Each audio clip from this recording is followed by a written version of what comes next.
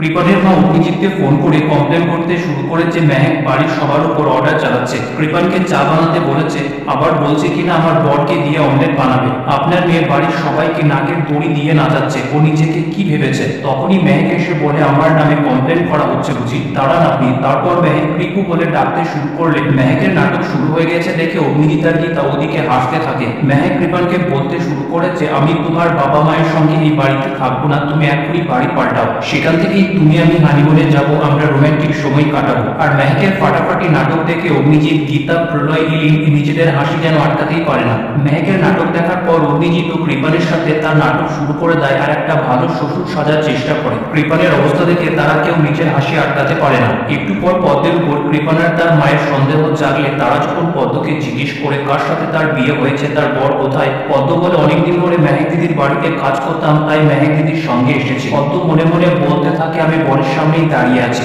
এই বাড়ি ছেড়ে আমি কোথাও যাব না।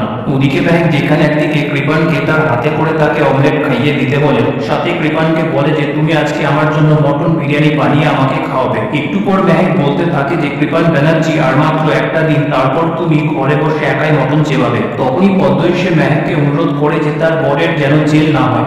মেহেক পদ্মকে বলে যে এত বড় একটা রিস্ক নিয়েছি শুধুমাত্র পাপাকে বাঁচানোর জন্য, পাপাকে বাঁচাতেই হবে। পদ্ম বলতে থাকে যে সে তার স্বামীকে ছাড়া বাঁচতে পারবে না। অন্যদিকে গিনি গেছে ধীমান সেনের সঙ্গে ডিল করার জন্য। গিনি বলে যে আপনি বস্তিতে যে বড় বিল্ডিংটা বানাবেন, সেখানে গণেশ গাঙ্গুলির ভাঙা বাড়ির জায়গায় আমার একটা বড় ডুপ্লে চাই। ধীমান সেন বলে, এই খামের মধ্যে কি এমন আছে যেটার পরিবর্তে আপনি এত দামি একটা ডুপ্লে চাইছেন। ধীমান সেন ওটা চেক করলে দেখতে পায় অগ্নিজিৎ সঞ্জয় চৌধুরীর দিকে বন্দুক ধরে আছে। গিনি বলে, এই প্রমাণটাতেই পুরো খেলা বদলে যাবে।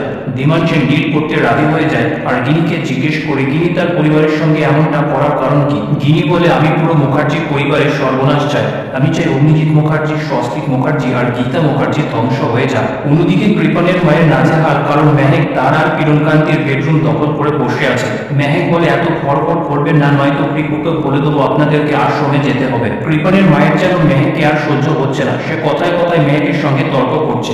মেহেক কৃপানকে ডাকলে কৃপান নিজেই তার মায়ের আর বইয়ের ঝগড়ার মাঝে ফেসে যায়, কারণ শাশুড়ি আর বইয়ের মধ্যে একটা অফুরন্ত ঝগড়া শুরু হয়ে গেছে।